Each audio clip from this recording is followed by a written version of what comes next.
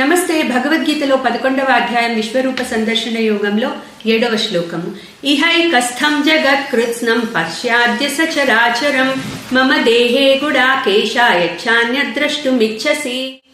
So అర్జునుడు, నాకు నీ విరాట్ రూపాన్ని చూడాలనుంది అని అడిగిన దానికి భగవానుడు చెప్తున్నారు, చూడు అర్జున,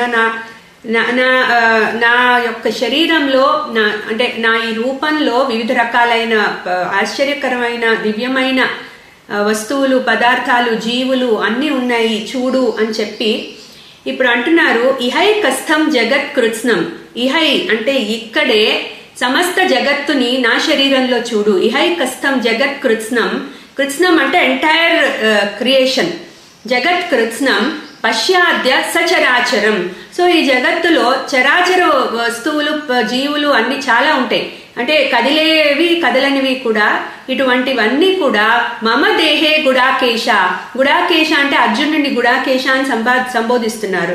సో మమ దేహే, నా శరీరంలో ఇక్కడ ఈ సకల సృష్టిలో ఉన్న చరాచర వస్తువులు, జీవులు అన్నిటినీ ఒకే చోట చూడు.